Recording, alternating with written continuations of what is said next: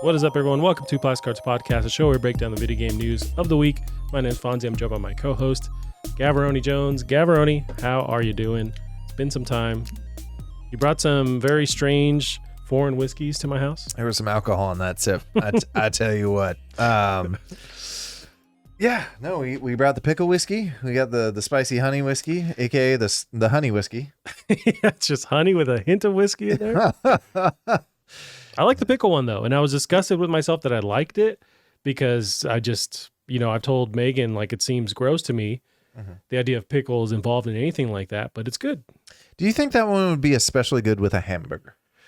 Yeah, you're not wrong. You're onto the right track. Well, I kept describing, like, what about adding this and this? It's like, oh, it's a Bloody Mary. Like, I was thinking, oh, Tabasco, and you're right with a slice of bacon in there. It's like, yeah, we made a Bloody Mary. All right.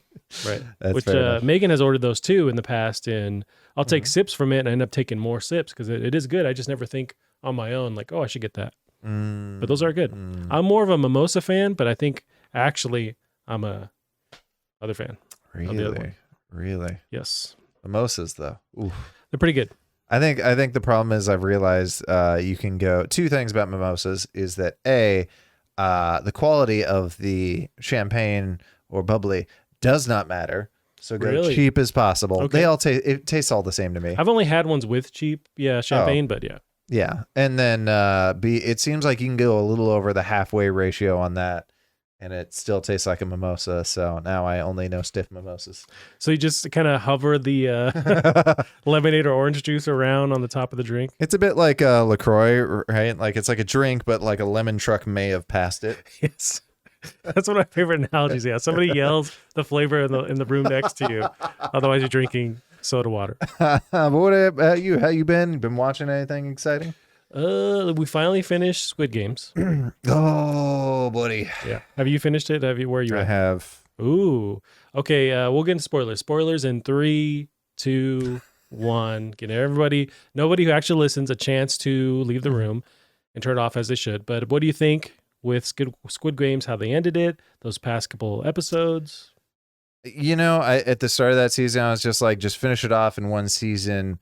Let's one and done it. Let's make a really good show. But I'm ready for season 2. Let's fucking go. Interesting. I thought it was interesting though. So we watched the preview, or you saw last week. You saw the music video, the country music video for Squid Game. That 100% spoils it. Well, I guess the very end of it is different. So that's what I thought when you're like, oh, it spoils it for me. I thought what you were talking about is at the end of it, he loses all his money and goes back into the Squid Games. I'm like, that's what Fonzie thinks is real. That's what I thought too. And that's, yeah.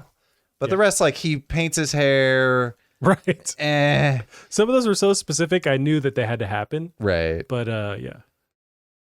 But how do you think he goes back and they do a season 2? I was fine with them just ending it. This is a complete story and whatnot. But you think we will get a season 2? I'm like nervous because the show just gets so much more and more brutal throughout the show. Yeah. I just noticed they have the old man sitting on the side of the road waiting for the fan. Oh, right, where they actually tell him to where he's that. It makes quite sense to me. I guess he's higher up in the chain, so he's saying like, "Hey, I want to be part of the game, but don't really let me die." And then he's there at the end. I think the question I would have, so something we see since we're being spoilery, as the VIPs show up, they talk about like the Korean games are their favorites yet. And you see a lot of these. I got the vibe that several of them were Americans. Maybe just some of them were like, Australian or English or similar kind of feel. But I'd be curious to see what country is next if, they move to a different country.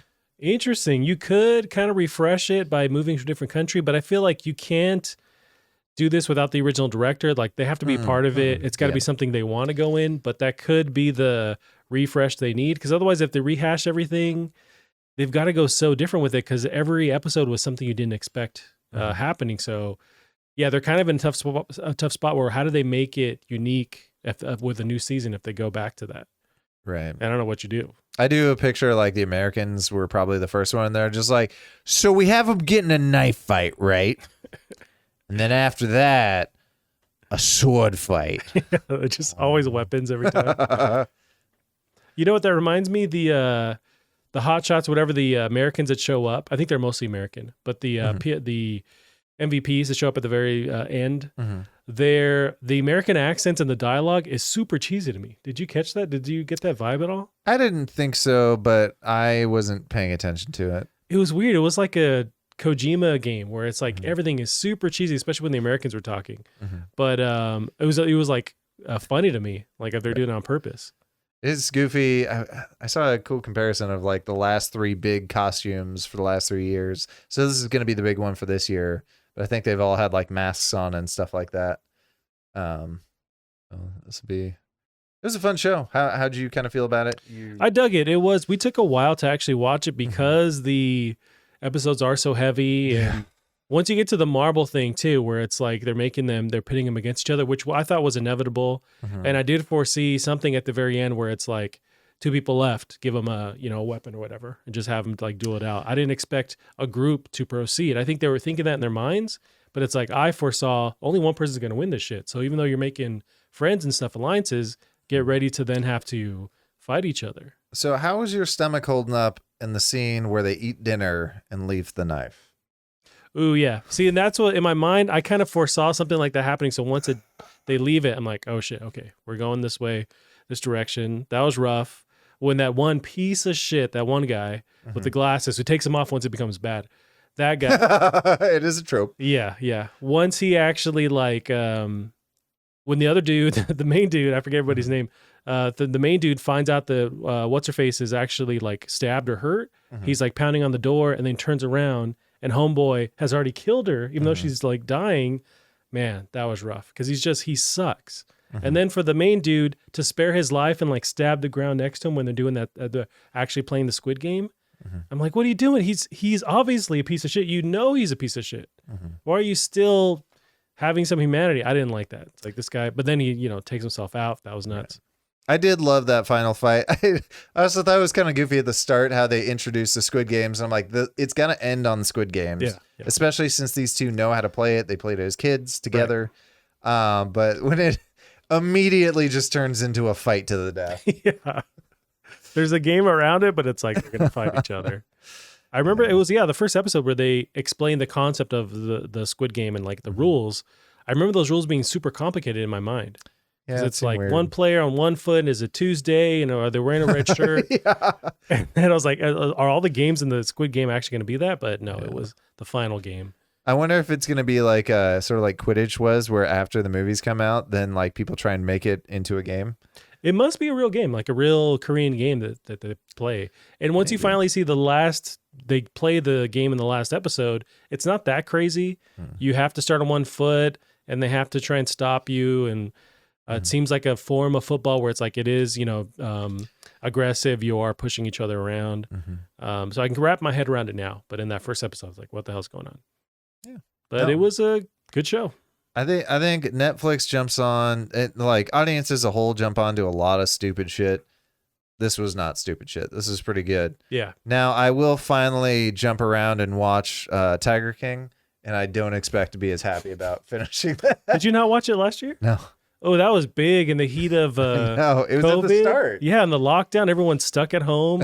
What you watched is Tiger King. There's actually a sequel to that I think it's already out. Which I don't really have any interest in watching it. It was a crazy, story that they told, but I assume now it's about him being in jail, trying to get out, blah, blah, blah. But you should still watch the first season. It's pretty cool. It's really crazy. I will. I just hate reality stuff. Did you watch anything else? Play anything Ooh, else? You know what? We watched some motherfucking Dune. Oh, so I'm halfway through.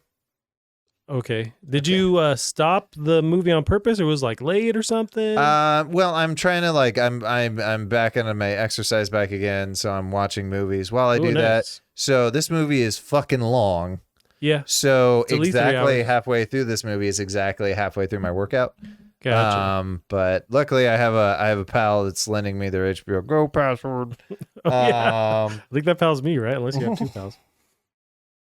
That's where we watched it. We didn't go to theaters, which I felt mixed on that. It's like I want this to succeed, and I was very nervous for the past couple months. It's like this one that had a huge budget. It's a weird property to adapt. They tried before, it's failed. People need to see this in theaters, and then cut to me. I'm gonna watch this at home. It's on HBO now. Right. But it's like I feel like I still participated and helped, and I'm glad they just greenlit yesterday, episode 2 or part 2. So Wasn't it is greenlit till now. Yeah, no, they Shit. were waiting. They were waiting to see the success of theaters. So it made enough money. It's greenlit for number 2, and number 2 is now officially like only in theaters. So they'll go that route. But what was the last thing you remember watching in this movie? I think they had just retreated from the harvester as the worms were coming in. Oh, okay. And yeah, it is gorgeous though. That being said, I hear like the first bit, the best description I've probably heard for it is like it does a lot of world building, but not a lot of living in that world. And like the first half of the movie is really good, and then it just runs out of steam for the second half. So I've seen the good half, and I'm about to head into the kind of the boring half. But that being said, I've heard a strong argument for it. It seems like it doesn't really have an ending. It's not a by itself movie, and like the best trilogy movies out there or best multi-part movies don't really end at the first one. They just sort of stop. Like Lord of the Rings, the first 2 movies don't have endings. They just sort of stop. Yeah. And I'm hoping that's the case with this one. I don't know how you're feeling so far. I don't agree. I understand those points, but I don't agree with it. After watching the whole thing, I'm fine with how they end it. I think the second half with what happens, I was really satisfied with what happens without trying to spoil anything for you watching it. I think as I was in real time, as I'm watching it, the first 20, 30 minutes, I'm looking over to Megan. It's like, I know they said something. I have no idea what the fuck. Is that important? Was that bad? Good? Because they're doing the world building. But once you sit in there, you're understanding the characters and some of the plot. And I knew that going in too. I've read probably about 2 chapters of Dune. I bought it last year when the trailer came out. There's a guy at the coffee shop who's a huge nerd. He's like, oh, you gotta watch or actually read Dune. I know the movie's coming out. So I said, bet. I ordered it, got it, read 2 chapters, and it's so front loaded with like, here's the different houses in the world, and here's how spice works, blah, blah, blah. It gets really confusing and like daunting. So I knew that they were going to have a hard time adapting that to the movie. So I was already going in knowing like they're going to do their world building, but I think they did it in a really good way where it's like, once you kind of stick in, stuff starts to make sense and you're invested in the characters. So by the half point, I was like fully into it. And the things that do pop off on the halfway point are really cool. And it keeps you invested into the final point of the movie. I really, really dug it. And aside from like the story, which is really cool, the acting's really dope. The cinematography is nuts. Like it's like just blows everything out of the water. This guy also directed Blade Runner 2042, whatever the sequel was. Still need to watch that. I'll put that on my list. That next. one is, man. And we watched it in theaters too. It was nuts. It's so good. I kind of want to watch the first Blade Runner again because I've forgotten the whole plot, basically. I never finish it. I try it every year or two. I never finish it. I know it's good. I thought it was all right, but I hear the new one's fantastic. It is. Yeah, it's pretty damn good. I haven't watched it again since, but it is really, really good. Now I've been I haven't had the urge to read the books yet, but I've been going down YouTube rabbit holes explaining the spice and some of the lore, because it's there's so many books. It's like a really deep universe. But I was talking to Callum about it recently. Like we had both watched Dune and dug it. I'm surprised they haven't, instead of doing the movie route, adapted this into a game series. Because it's so deep that it's always been a struggle to adapt it into like an hour and a half. Why not go that game route, like RPG? Does it have enough action, or do you have to do this like Telltale? No, I think it has there's fights, there's wars that happen. There's the hazards of the environment, like the actual sand. You're dealing with the nomads or the freemen, the freaking worms. There's actual like battling happening. So you could definitely, have combat in the game. But I wonder why that hasn't been the route. It's always been like trying to make this into a movie. I would bet you if we actually looked into it, there are definitely fan games and we're just not thinking of them right now. Sure. Although I'm pretty sure it was a big tribute. The No Man's Sky put out an update right before this movie came out with like, you can ride the fucking worms now. I saw that. That was awesome. Yeah. That's pretty fun. But I think, let me know when you watch the end. Okay. I think you'll be 100% satisfied. I'm very stoked for sequel 2. I'm glad that they secured enough money to actually get a sequel to this, because the last one, it lives in infamy, the Dune from the 80s. Oh yeah, it's being terrible.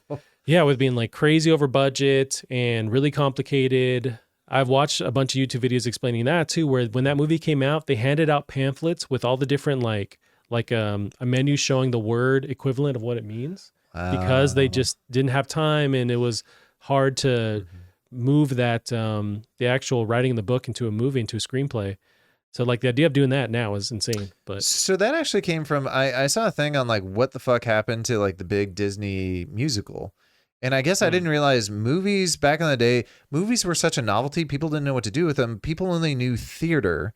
So as movies were coming out, they'd have these big, like it was a fucking night, right? You go out, they give you stuff.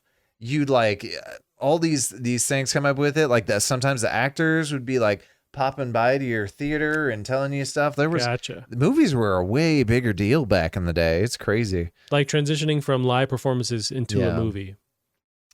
So in addition to watching this, though, I decided to watch 2 epics this week. Because I think it was on HBO Go, and I'm like, or maybe I think it was on. It could have been Prime, but I decided I was in the mood for epics, and I went for my favorite action movie. T2. Probably the greatest action movie of all time, Mad Max Fury Road. Oh, that one is dope. And in my head, I haven't seen it in probably 6-7 years, or basically since it came out. Really? In my head, it's always been built up as like the amazing, like absolutely flawless movie. And rewatching it again, yeah, I was fucking right. This movie is flawless. There is nothing wrong with this movie. It is so good. I thought you were gonna be like, well, actually, it's like, no, yeah. No, this is perfect. Yeah, it's such a great movie. The car fighting, the stuff that happens with the, them traversing from car to car, the acrobatics, the actual like stunts that are happening. Aside from everything else, but like the cinematography's dope, the story's cool. The main dude's awesome. This guy, I love him. He's what's his name? He's like it's kind of weird. The Dumph or something. It's like something Doof, very Doof Warrior. There we go. And then have you seen Conan play him? Yeah, it's great. Something I didn't realize until this watch, or maybe I'd heard it and didn't pay attention until this watch, but every battle does have its own unique gimmick, which I think is really fun. Like the scene where they're in the sand and Max is still chained up to Nux. And so this chain and Nux are like this thing during this whole fight scene, or the way they make each little fight with the cars. Like they have the same tech for almost every fight. You shouldn't be able to make them all unique, or like even how sometimes the bad guys, because at the end of the day, the bad guys still have to protect the brides. They're trying to capture them alive. Yeah. So that creates a really fucking awesome mechanic to these fights. So it's fucking incredible. Yep. So I want to say they have already greenlit. They're trying to get up and running some kind of prequel with Charlize Theron's character, but there's somebody else who's going to play her. Have you watched The Queen's, or that show, The Queen's Gambit? No. Okay. I know the gal though. Okay, that main actress, she's going to play her in some kind of prequel movie. That's too bad. I kind of want more like in this, like Max was just sort of like he just walked into the story and he was part of it. I want more of that. Just have him walk into more stories and tell other people's stories. Yeah, that could be done where he's just kind of introducing us, the viewer, into some kind of world. Yeah. But apparently they're going to do that, which as long as the same director's on board, I'm on board with whatever they do, because it's such a cool universe. And it always was. I've tried to go back and watch those original like Mel Gibson ones. And I like the idea of the Thunderdome a lot. Right. And just like Mad Max in general, but they're just cheesy enough where I don't stick with them. Right. But this one was, done in an updated way. The action's on point. They have the budget too. I know this one took like so long to actually make as well. And it was in production hell for a while, but they did it. And yeah. When that thing shows up on fucking screen, God, that's just upsetting to look at. And I don't know why these vehicles in particular seem to be so flame resistant. With the spikes on them, but clearly they're ready. Oh man, such a cool film. Oh yeah, one of the best. I do remember working I think it was like my first year working at the coffee shop. There's a girl I worked with. Her husband had mentioned being into action movies, and I was like, oh, you should watch Mad Max Fury Road. And he'd never heard of it, and I think I even lent it to him. I had it on Blu-ray, and he did not like it. and I never fucking talked to him That guy, again. that guy's a Nazi. I don't. Yeah. I don't know what. It's like, hey man, I don't. What do you like action? Do you like things on screen? Okay, then you would like this movie. But he just didn't like the.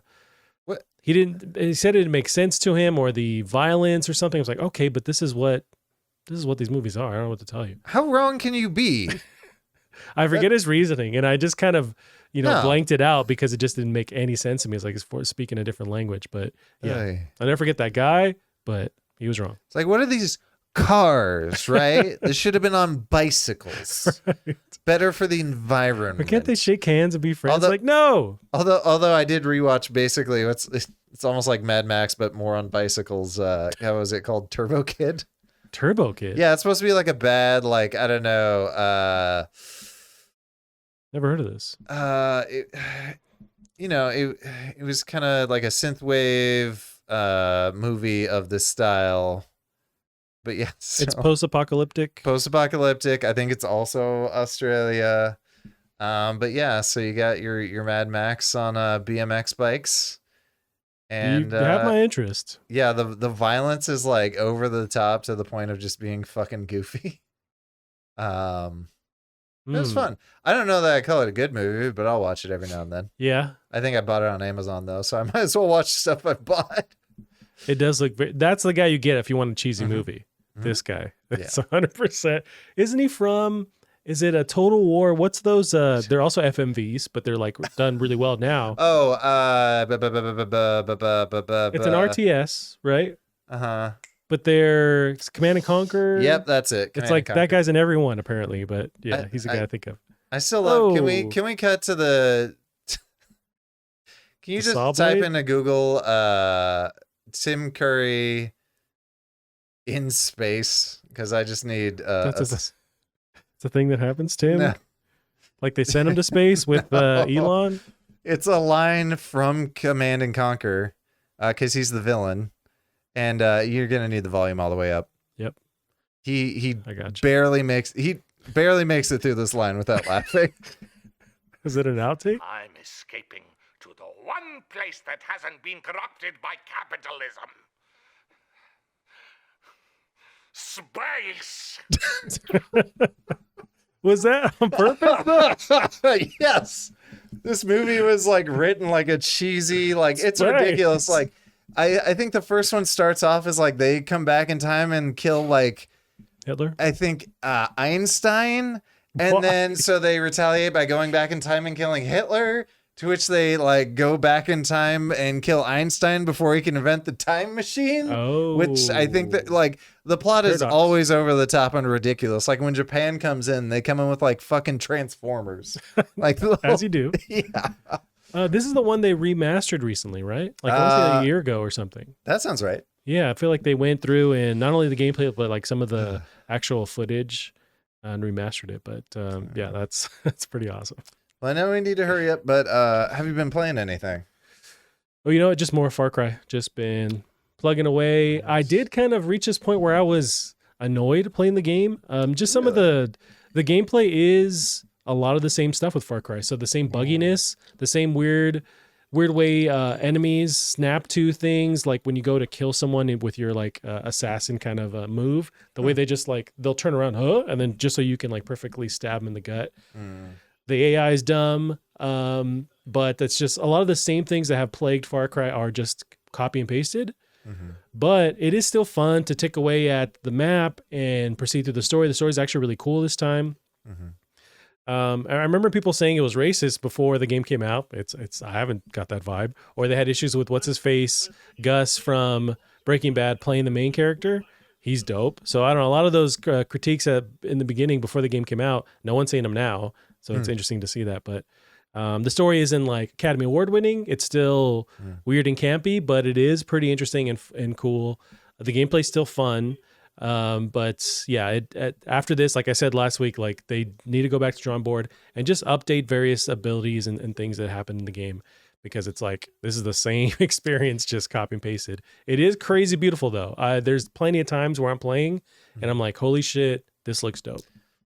You know, somebody put an interesting critique of this one is like the last Far Cry, because the last Far Cry, spoilers, ends and the U.S. gets nuked. Yes. Right? Like, so I don't know if it's the apocalypse or just we get nuked.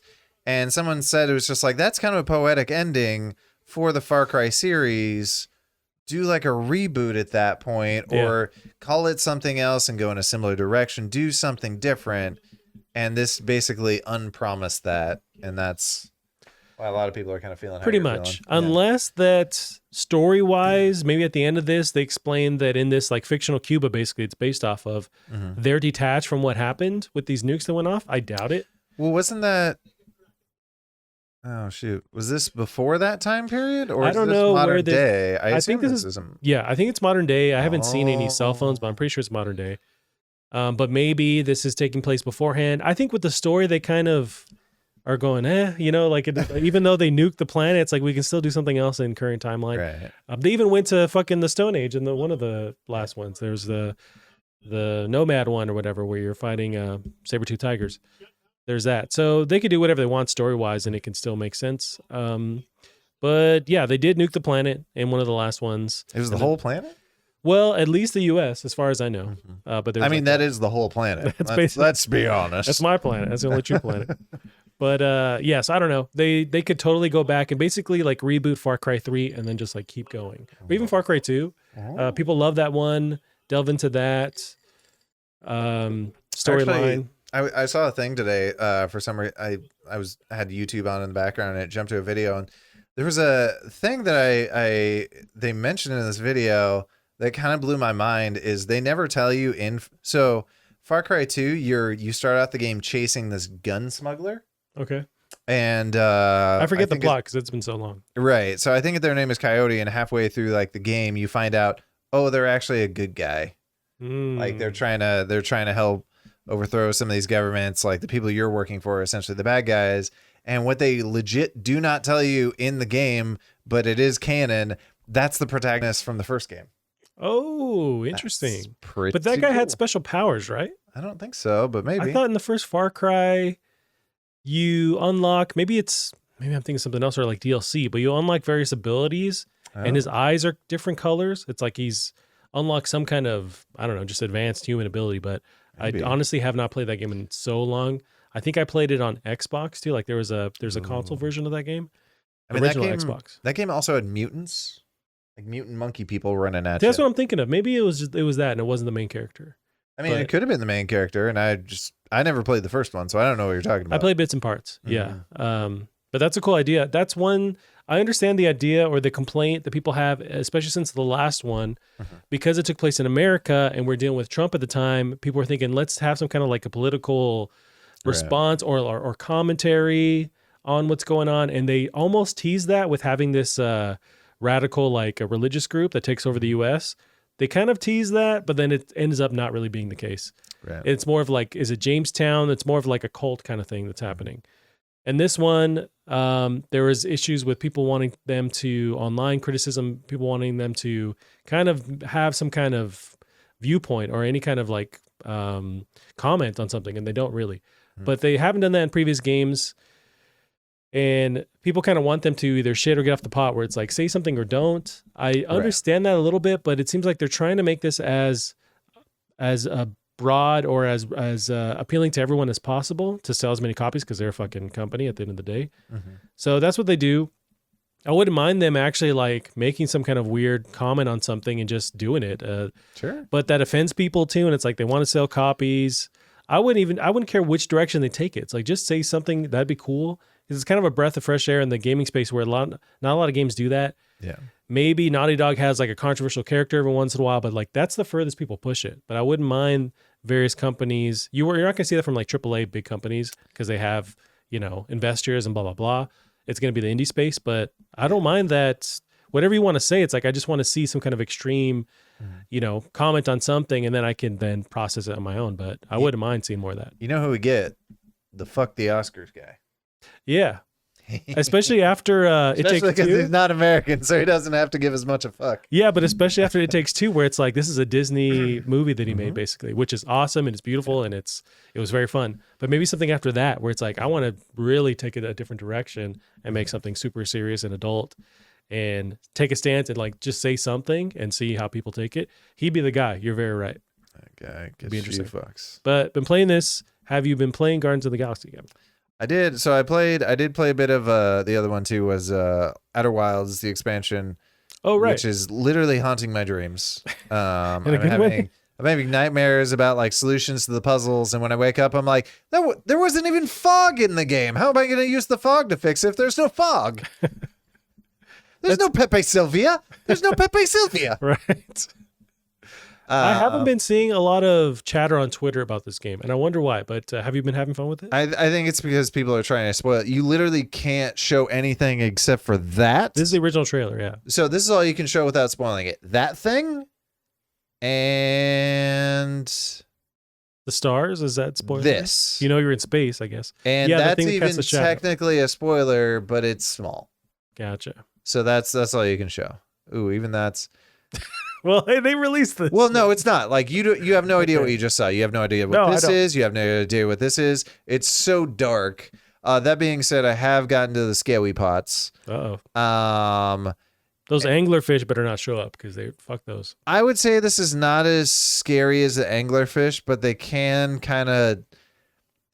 You're going to be spending a lot of time in this game in pitch black. Okay. And sometimes you like turn on your light, turn off your light, try and run to what you think you saw in the safety of the pitch black. Yeah. And if you're wrong, well, you're fucked. yeah. So, but it's absolutely amazing. That's awesome. Good God. But it's crazy that you're not seeing the big reveal.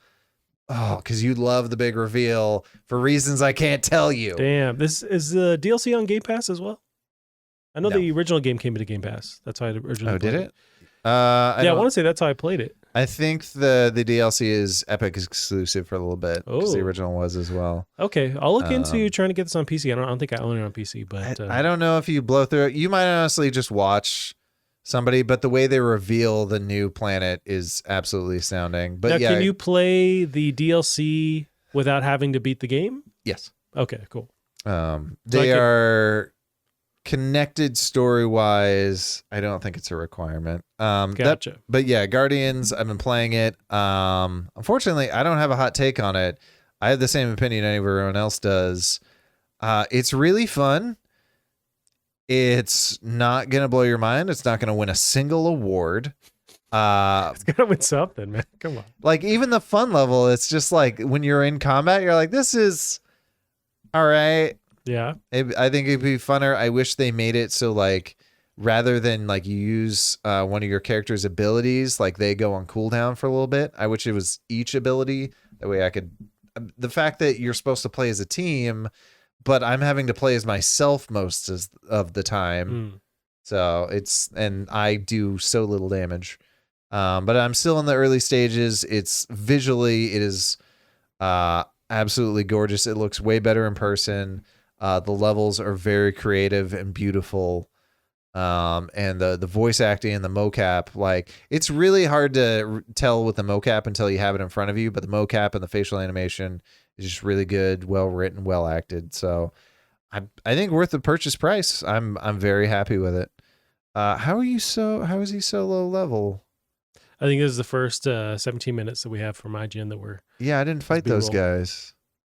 What the fuck? Well, there's one of the, I think it was IGN's actual review. They mentioned some of the options with, it doesn't seem like there's a lot of different takes on levels, but you can kind of through dialogue, you can decide to, there's a one point, you can either take a stealth route or you can take that same route through a level and go just like balls out an action style, depending on what you had said.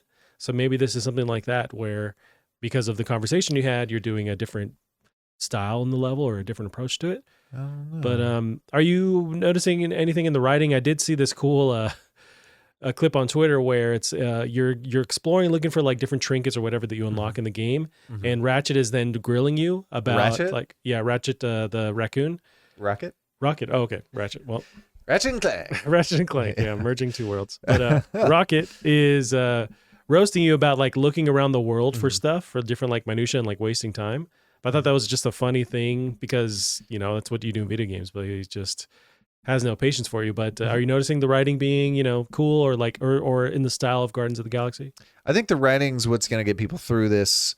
the writing and the performances. Gotcha. It's kind of like I'm playing a game so that I can watch more TV show, but also they're just talking constantly. Yeah. Seriously, constantly. It's almost like playing like a no-brainer video game while listening to a podcast, but also you're kind of part of it. It's weird, but it's fun.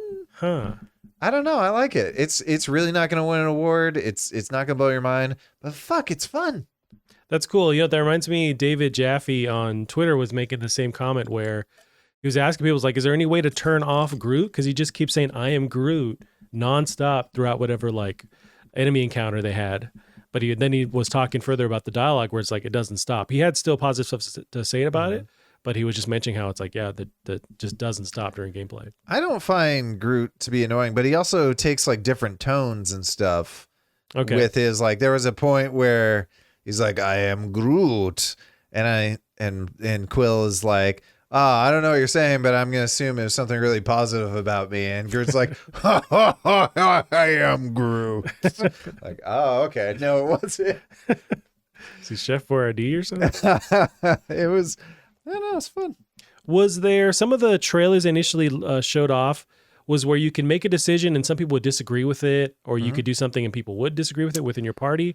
Are you noticing that at all? Does that have any effect on gameplay? I haven't got that far yet. I did have one situation where Rocket doesn't seem to like want to take, like, if he does something bad, he really tries to deflect it. And so I try to hold him accountable. Oh, and interesting. I thought that was kind of interesting. Does that strengthen, or like how does that change your dynamic with him? I don't know, but I only had 2 options, so I said, fuck it, I'm going with this one. Gotcha. But I'm still pretty early on. But yeah, like watching a video doesn't do it justice. It's so much prettier in person. Also, I have RTX on. Ooh. And my fans aren't even spinning up that high. So you can turn up the RTX and it's going to look gorgeous and probably not murder your system. That being said, I have a 3080. Yeah, I was going to say, hold your RTX. Yeah, you got a I know. But if you want to play it, you're also not going to have a problem. But you can turn that off and adjust resolution, blah, blah, blah. But it does look beautiful. I could tell that from the different trailers and stuff, showing all the weird, unique worlds that they've done. I think they've nailed it with just like the visual style. Yeah. Oh, also the controls suck. Oh, really? Yeah. Are you playing keyboard and mouse or controller? I think this is a game you play with a controller. As God intended. But I almost wish I tried the other one just to see what it's like. But it feels, for the system of like each character has, you can select each party member and then they each have 4 moves. I really wish there was a better way they had thought out to do that. Like maybe put that on the triggers or something. I know it'd feel weird shooting with like a button, but there's got to be a better way to do what they've done. And this feels so wrong. Gotcha. Maybe it is, intended on a controller. Yeah. Interesting. Yeah, once you said you check it out on a sale, I heartily recommend checking this out on a sale. I would still say check it out now, but also we have 1,000 fucking games to play. That's a thing. This is, I had like very low hopes on it. For some reason, that first trailer they showed off, it just rubbed me the wrong way. Everyone did, yeah. After seeing, I think it was one of the recent trailers, it actually looked pretty dope. The soundtrack sounded actually cool, and maybe I was just at a funk where I was just kind of dogging on it. But it has positive reviews. I pulled up on Metacritic. As a heads up, y'all can go till 8. Okay, for dinner, as has nothing to do with whatever the podcast is about. But what was I saying? Had intentions to eventually play it, but seeing the positive Metacritic score too, it's at 81 right now. I think this is on my list. I'm just waiting for a sale, maybe Game Pass at some point. Yeah. Also, I wanted to bring up, this is from Square Enix, and it's Eidos Montreal. Yeah. And they've done the Deus Ex franchise. Yeah, this does not feel like those guys. No, but it seems like a cool, different route. And it seems like they kept it at whatever standard the 80s, 90s of, a Deus Ex would hit. So, yeah, good on them. I'd be curious to see if the plot really pays off, because I know the plot of what I played of Deus Ex Human Revolution was really good. Like every single line may not have been a winner. And so far every line of this is a winner. So I'm hoping the plot is also up there. Yeah. And they're like are they a French studio or Canadian? Yeah. And they seem to, from what I can tell with the trailers, they seem to nail the Americanized like jokes that are happening with Peter Quill. And it's just like they seem to, maybe we're not like a crazy, society to really break down and go, no, we get it. It's just dick jokes. Oh, okay, cool. And they could just like replicate that. I did. God, there's a solid dick joke right at the center. I forget what it is. They're planning these things called throbbers. To Already on board. to lure out some monsters, and fucking Rocket, just Johnny on the spot's just like, Quill knows a thing or two about planting throbbers, ain't that right? And Quill's laughing, and he goes, and getting monsters in bed, and Quill just starts laughing even harder. It's like, yes. That's awesome. Yeah, that's maybe what the gameplay seems solid. It's fun, like third person, but that's what intrigues me more about the game too, is because I'd like the movies. They're funny. And this seems to kind of replicate the weird dysfunction of the team with the replicating the game. So yeah, that, puts me on board as well, like hearing stuff like that. Oh, one thing also I just like to, I know I had a huge list. I'm cutting it down to one game, but I did like a couple weeks ago. I played a bunch of games during that, whatchamacallit, Demo Fan Fest, Smorgasbord. That Indie Fest or whatever, Next Fest. That's what it was called. There was one game I would like to highlight because it was not on my radar. Anyway, we'll just get it up on the screen. Young Souls. Young Souls. And so I could spell Young Souls, Kevin. I could not give a shit about beat 'em ups. Absolutely 100% do not care about beat 'em ups. I think that style is unfun and it's very samey. I played the demo for this, and this art style is absolutely gorgeous. This feels to me like a Nintendo game. It has a super high level of polish. The writing is really fun.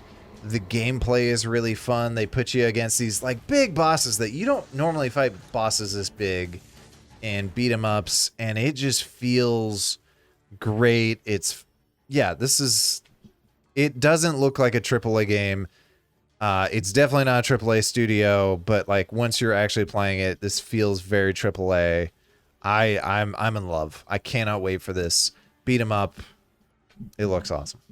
This looks pretty cool. So I'm thinking of with beat 'em up, I think of like Streets of Rage kind of thing. Exactly. This is that kind of thing. Gotcha. But in those, you're kind of progress from like scene to scene or area from area, and you kind of can go up and down in the plane or whatever.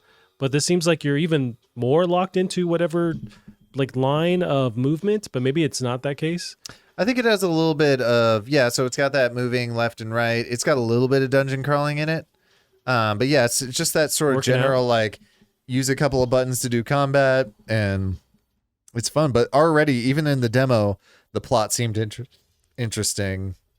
That's cool. You mentioned art style looks awesome. Yeah. Are the boss battles, have you played many of them? Are they pretty fun? I played, I want to say 2 in the demo, and the first one was like a planned death. Gotcha. Yeah, they're fun. They're gonna challenge you, and just even fighting regular enemies is fun. So I'm shocked. I'm surprised. I'm excited for a brawler. This looks cool. You know, it reminds me visually. You mentioned like it's not going to be AAA or whatever, but it reminds me of Guacamelee. I forget is it Drinkbox? Juice the name Box. Of that studio? Maybe Drinkbox actually. Drinkbox sounds more correct. If they put this out, like I wouldn't blink. I would think, oh yeah, this looks in that style. So just that alone. But yeah, I'm interested to try this. It looks really cool. Yeah, it's co-op as well. But I get the feeling it's gonna be a little longer. I see. Are you playing this on PC too, right? I am playing this on this PC. would be a no-brainer for Well, it's Switch. not out yet. This is just the demo. The demo, I see. But Gotcha. I think people need to keep their eyeballs on this one. It is...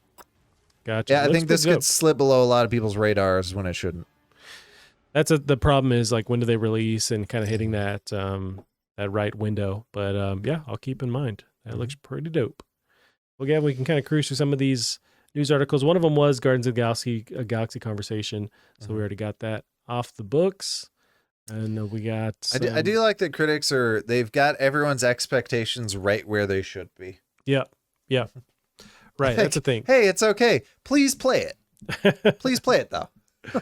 Yeah, and I'm down to play it. Yeah. So let's see. Let's go through this first article here. This is a weird rumor that's becoming more and more likely. Okay. So it's Batman versus Gandalf in rumored new Warner Bros. Fighting game. This is Eddie McCooch of PC gotcha. Gamer. So Warner Bros. Interactive Entertainment, the gaming division of the media giant, might be working on a multiverse-themed platform fighter featuring Batman, Gandalf, and other WB characters duking it out in a Smash Bros. Style fighting game. Over the weekend, a rumor popped up on Reddit regarding a new crossover platform fighting game featuring WB characters. It was rumored to be NetherRealm. Jeff Grubb of Giant Bomb has said that's not true, but the game exists.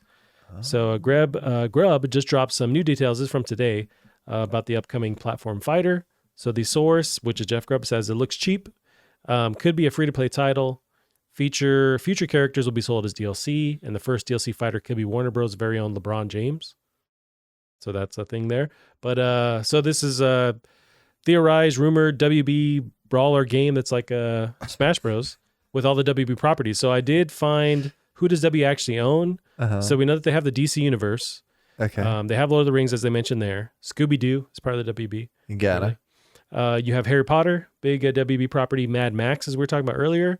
You have The Matrix in there. Doom. Rick and Morty owns WB, I guess. Or WB is owned. WB has stake in Rick and Morty, owns them to some degree. So it seems like they have like these very, far-reaching ties to different properties. So they could make some kind of dope brawler. Although Jeff Grubb says it looks cheap. Maybe this is like a cash grab kind of thing, not spend too much money developing it and then dump it out. See, but also if you look at like, what's that new Nicktoons one? That also looks cheap. I hear it's very good technically to play. Gotcha. I wonder if, so I had the same thoughts with, do you remember Sony tried this a couple years ago? They had their PlayStation Battle Royale or whatever it was called. Yeah, back at the very, like right before the last generation of Xbox came out. Right? And they had Vita support on it eventually. Yeah. They killed that. And I wonder if it was because of a couple things. I wonder if it's just too expensive to spend the time developing it. Not like all brawlers are expensive, but they put too much money into it and it didn't end up, being profitable. But it seems like, okay, if they're going to go this route, it has to be bare minimum spent on development costs so that you can then make money on DLC characters and whatnot. And then after, 2 or 3 cycles or whatever, it becomes a property that people love. Then you can kind of spend more money on the production. Yeah. With Smash, it has years and years of a dedicated fan base selling really well every time. They can now afford to just to spend more on the production costs, on development costs. So you have a dope, lineup and quality on that game. But with these newer ones trying to jump into that space, seems like they have to cut costs somewhere, and that's on development itself. But if you don't make a dope game out of the gate too, then you're also not supported by your fan base. So I don't know what you do, but it seems weird to just like the headlines of, Scooby or Shaggy rather fighting Gandalf, fighting Batman. It's like, it sounds nuts on paper. I'd be down to see it. Yeah. But if it's cheap, then we're all going to be depressed. Or it's going to be, something we make fun of for a day and then Twitter just like moves on and the internet moves on. Because this could be cool. Sounds like it's not going to be. Also, how do you balance Shaggy with Neo, with, Morty or Rick? It's like, that's a crazy task. You also have that with Smash if you think about it. It's like some of those, I guess. We have fucking, who are the Final Fantasy VII Sword Boys? Oh, it's not Sauron. I'm thinking Lord of the Rings. There's a guy who kills the one lady, spoilers, in Final Fantasy VII. Yeah. Everyone hates him. Sephiroth, yeah. You have Sephiroth or Kirby. How do those two? Yeah, Kirby, Kirby who survived several apocalypses in Smash universe. Okay. So he's just invincible, which people call Sakurai armor because Sakurai created him. Huh? Oh, it's true. Yeah. I'm thinking of Sephiroth again. So I don't, but that's the thing. We're not here for this to make sense. No, we're here to fucking smash. Yeah. So, and then play a platform fighter. Yeah. Yes. But I thought that was interesting. That's interesting. Going around the internet today. Gavin, we got some campaign trailer footage from the new Halo Infinite. Yeah. I didn't see this. I hear they showed a lot. Yeah, it's not too long. It's about 6 minutes here. Ooh, look at all them frames per second. Well, it's 60 on my monitor here, but yeah, first campaign we've seen since really last year, since the first time they shut it off and everyone was mad at Craig and the quality of the footage. When I was watching Dude, the first thing I thought is, I want what's his name to be playing that guy. The guy who's also in Star Wars. Oh, Oscar Isaac. Yeah. He could be dope. Yeah. Just take that guy's face out and replace it with an Just almost Oscar identical Isaac. face. Yeah. That is Oscar Isaac. You know, Oscar Isaac is supposed to play Snake in a Metal Gear Solid movie, Down. right? Totally down. Yeah, already looks, you know, I guess I'm trying to remember the original footage, but lighting wise, graphic engine wise, it looks dope. Mm-hmm. I think they just kind of, you know, fine tuned a lot of stuff. Maybe it's a slightly more realistic tone to it. I think the question is how open world this sucker is going to be. Yeah, yeah. And some concerns people had is like, is this just going to be Far Cry, but on a ring? Right, which I'm not mad at. I'm a fan of the Far Cry series. You know, does it Sure. lend well to Halo? I don't know. But that could keep just like the action and gameplay going, like without having to worry about levels in the campaign anyways. It could be fun to just keep going, keep playing. Yeah, just I run don't know why that, that's funny. run that little guy over. It looks good. And you have this new AI. I want to know who's voice acting her. And I love how expressive her face is. That is just... Yeah, I feel like it's the same. We could look it up. It sounds very similar to Cortana, almost like a young version of Cortana, but maybe the same actress, but could be somebody else. But she's also naive, so it's like you introducing her into the Halo world, which is usually vice versa with like Cortana kind of showing you around and explaining stuff to you. I love the way how they drop this thing. Billions of dollars of tech, and they just shit it out. Here you go, Chief. Fuck you. I was not prepared. The way you prefaced it, I thought something cool was about to happen. No, they just dump it on you. That's going to be interesting, being able to just drop yourself a vehicle at certain points. We talk about like the fears of, and I understand that, like the fears of it's open world. Is this Far Cry? Is it a weird scenario for Halo? But we also love the sandbox elements of Halo with the multiplayer, even with the campaign, especially like Halo 3, having all the equipment and kind of the different like variables that can happen in gameplay. This is that taken to the extreme. So I feel like it should, on paper, it should work. And it does look really cool. Yeah. I have zero complaints for what they're showing. Oh, that was the thing I heard someone saying. They thought they were kind of hinting at like each of these little fortresses that you take over have like maybe like a mini boss battle. Yeah. And so that was a concern that, yeah, it's going to be a bit more like Far Cry, but if you put a little boss battle in there, I don't know, that's kind of fun. You just throw a fucking explosive pylon thingy at that guy? How strong? Yeah, you can grab those too with your grappling hook. Oh, jeez. Which playing the multiplayer beta, which I fucking still hate you that you haven't played it, but using the grappling hook in that beta is so fun. And the idea of using it in a campaign, hopefully without any limit, because there is a limit on when you're playing in multiplayer with how many times you can use it. If they can let you just Spider-Man basically around, this game is going to be insanely awesome. Nice. But like adding that, they've added other different equipment you can use. I'm fully on board with a open world thing to it. I know there was not rumors, but people were wondering as Fortnite took off, as Warzone took off, it's like, is it inevitable that we see some kind of Battle Royale Halo? I don't think you need that as long as you go this route where it's just open world. I still want it, but make it on a smaller Halo. It could be cool. It could be really cool, actually. No one's done it. Let's do it. Maybe let them like spend this year just fine tuning the multiplayer and getting, I think people are already on board with that beta. Yeah. But who knows? Yeah, they could if they spend more time. It's like we could make a smaller aspect of the multiplayer, its own battle royale thing with maybe like 50 players or something. Start from there. That could be awesome. I just think it'd be nice too from the perspective of like if you do a smaller Halo, like shooting somebody who's curved up on the Halo a little bit, that'd be an insane shot, but it'd be awesome. You know who the first people are going to do that probably are the Splitgate team, because they're already taking like physics and messing with stuff in a weird way that Halo doesn't seem to be interested, or 343. I think they'd be the first people to be like, we'll make our own Halo too. Might as well. I mean, they seem to understand how to make old school gameplay fun. Yeah. So fuck it, power to you. Which that's what I did after the Whoa, beta I'm ended. sorry. What? Yeah. Let's watch that again, because that is a very dope moment of the trailer. Oh, that was awesome. And you're falling slow enough, and You're doing that the thing battlefield. goes as the battlefield moment. And you latch onto the next guy and you say, get the fuck out of here. Get off my lawn. It's nuts. So yeah, just like sandboxy stuff like that. I can't wait. Gimme. And they haven't showed Craig's face, but they did update him. But we just get Craig is the name of that the internet named the Brute guy. Oh, because there were stills of him, because he was really ugly. Yeah. They named him Brute, coined him Brute, but we haven't seen like an updated version of his face. But they have gone through and visually updated stuff. I don't notice. I know it's different, but I don't notice like a 1-in-1 like, oh, this is light years away. It just looks cool to me.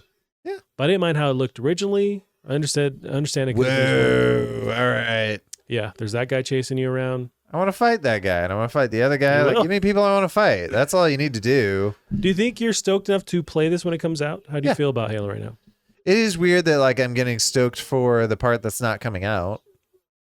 Well, the campaign is. It's just the. I thought the multiplayer was the only thing coming out at release. And no, the campaign so comes later. it was wires co-op. crossed. So it was co-op in the campaign is not going to be day one. But yeah, campaign will be day one. Multiplayer will be day one. It's just Forge and co-op. I'm done. Yeah, I cannot wait. So December 8th is when Halo Infinite comes out. When again? December 8th. Oh. So I was originally thinking end of December. Yeah, it's pretty so soon. You know what else is coming out soon? Apparently the new Call of Duty. I don't give two shits. This year it's like even less and less every year. This year it's like can't be bothered. You buy them play all, this. Well, I used to. Yeah, you're right. You're not wrong. I think the last one I bought was Modern Warfare, which was 2-3 years ago, and then after that the '80s one they did Cold War. I was interested in it. I think I played the beta and it was fine. And this newer one, yeah, I really don't have any interest in it. But especially since like Modern or Warzone exists for free, so I can go and play that when I do have need to scratch my itch for Battle or for Call of Duty. Right. So that's always there. So if anything, I'll jump into that. But the idea of buying another one right now, no. Yeah. Unless the campaign is nuts, but I'd rather play a campaign like this or something like a Deathloop or a Far Cry. But yeah, fair enough. Yep, but we got some full-blown campaign gameplay. It's been a year. The internet seems to be like fully on board with this. I know last year there's a lot of mixed reactions. They're mostly negative. Everyone seems to be fully just excited, and then reinforced even more by the beta that happened. That was just like nothing but positivity with that beta. So it's gonna be a Game Pass game. So I wonder with sales, right? So people aren't flat out buying this thing. They're going to have Game Pass subscriptions, but there's a lot of people that still don't have Game Pass. So they're going to be hopefully buying this. I wonder how that equates to the success of the game. Yeah. It's going to be so weird because you see games that are like Game Pass day one, but they're still topping the Steam charts. Yeah. I think that shows there's still a lot of people that don't have that subscription. Yeah. It's weird. Like Back 4 Blood has been doing really well, and that was on Game Pass. Yeah, and I'm not sure. There must be I a agree reason. with its success either, but people that are playing it do like it. It's to some degree, but I know, you were playing it and you weren't maybe super positive on it, right? I maybe just didn't like the fact that I barely was succeeding through anything. So anyway, we got more stuff to cover. Gotcha.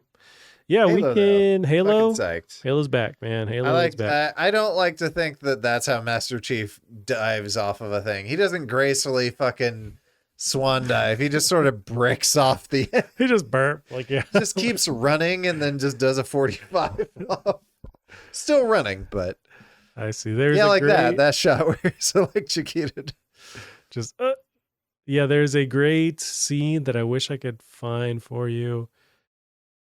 Oh man, it's just a weird comment that he makes, and then something happens. But that's what I call my dick. Yeah, that doesn't sound too far off from that main actor's voice. It's not too bad. It's right here. Yeah. So let's try and trigger this thing. Let's listen to the audio here. I don't know why I'm leaning up to the microphone. Here we go. You're safe now. He says you're safe now. He's got these humans. And then he drives it off the fucking cliff. And then he proceeds to drive off the cliff. Twitter's been just copy and pasting that scene over and over again. He's just like, don't worry, I got you. Burr. Oh, I love it. Yeah, just thumbing Louising. But yeah, Kevin, we got that. That is about it. We're kind of cutting it short so we can play some of this video game. Let's cut it short there. We can go to the only place where capitalism has not gone. Space. FMV games. So we'll take a little break, but we'll end it here officially, and then we'll start another little cast. But you can find us on Twitter at PlatscarPod. We'll see you next week. Bye-bye. All you can get. So I've done this. This was maybe around high school time for us. My sisters had it, and I was like, oh, you should try it on my nose. And so they were there accompanying me and like supervising, put it in there and had to pull it out. And it was so fucking painful. And I just wanted to cry. And either way, involuntarily, like tears are coming down. It was so, that's what you do to torture people, basically. Well, I think like nose hairs. I want to say that one gal, she's in like Daredevil. She's the tentacle head lady in Mandalorian. Very famous actress. Rosario Dawson. Yeah, I think she said, I forget which movie it was, but she said on like a talk show about one of her movies, it's like that's her trick for crying on screen is just pluck a nose hair, roll footage. But I guess you have to wait until the camera cuts, because otherwise they catch you like digging in your nose. Well, you do it right before they start. Gotcha. Yeah. What'd you actually make? Well, I combined the honey one with the coffee one, and it tastes like neither. You should try it. Tastes like neither. Mm-mm. Yeah, it just tastes like whiskey. Yeah. It's my analysis. It tastes like whiskey. Was it the Jim Beam in there? Jim Beam? No. Okay. Tastes like that almost. Yeah, that's kind of what I was thinking. Why does this taste like good whiskey now that I've put in 2 bad whiskeys? That's like, what's the secret art of it failed, it wasn't real, but like of making chemicals, turning them into gold and whatnot? No, that's a real science. What's it called? But it's not, right? No, it's real. Okay, but you can't like make something real out of it. There was is it Isaac Newton spent a lot of his time doing that? One of like very well-known scholars spent time doing that, and it's like it's an empty pursuit. What is the word for it? No, it's it's a real fucking thing. It just sounds like something out of a fictional. God, why can't I think of it? I don't even think it's Isaac Newton, but it's one of them. Arts of changing materials. I keep thinking archaeology, but there's something there, some kind of metallurgy, no? Urgy is in the title, right? I mean, metallurgy is definitely a thing. Oh, changing later life. I can't read this stuff up here. Alchemy. Yeah, no, alchemy is a real thing. All right. Well, I don't think it is. Alchemist. You can think whatever you want. That's why no one's pursued it, because it's like I understand on a basic level you can turn things into other things, but I think the initial idea was they're trying to make like precious metals and or gold, silver, that kind of thing out of it, like out of a basic steel, and I think you can't do that for sure. And I want to say that in my mind, that's what I attribute all alchemy to, but I'm sure you can do other things with it. I don't doubt that. Other tried to transform base metals such as lead or copper into silver or gold. Name, and I don't even know what this website is. Britannica? I assume like encyclopedia. Yeah, I think at the basic level, trying to make it to a precious or like a valuable metal is impossible. But sure, you can move stuff around and do some magic, science magic. But I think because something's worked, there was people back in this time where like, oh shit, well let's make fucking diamonds. Well, there was a thing you could do with mercury where you like superheat mercury and like dip something in it. It looks like it's coated in gold. Oh, okay. Which is how a lot of people got mercury poisoning. Gotcha. Yeah, I want to say I remember hearing a story about Big Ben, the clock in England, in London, and they used some kind of paint that was translucent, transparent, whatever the kind of actual bright paint that was just naturally doing that. But because they had some guy actually painting it by hand, and he would like lick the paint and do it, and he died from doing that. Gotcha. So they would just like throw people at it. Well, and that's part of what made Van Gogh go crazy. Part of it. Like cut his ear off? Did he have any kind of he had to have had pre-existing like mental illness, because he's already an artist on top of that, and he's cutting off his ears for hookers. Right. Which I fucking fault him for it. Stop me if it doesn't work. Yeah, sometimes you get trapped, man. It's a weird thing to get paid in, but you know. Yeah. What does she do? Like, oh, thanks. I still don't want to be with you. He's the first incel, I think. Oh, poor Van Gogh. 500 years ago, whatever the fuck did he live? No. That was just that was a dunk. That was from downtown. Yeah, I didn't mean to. He's heating up. A lot of those artists during that time, they didn't become famous or actually like benefit from a lot of their art until after they were dead. Like somebody else benefited from them.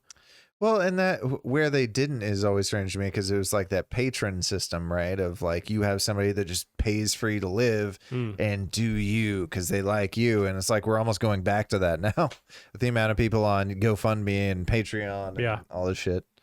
But we have too many people now. We're living past 30, right? We each get like $5 on this Patreon. All righty, Gavroni, we are ready.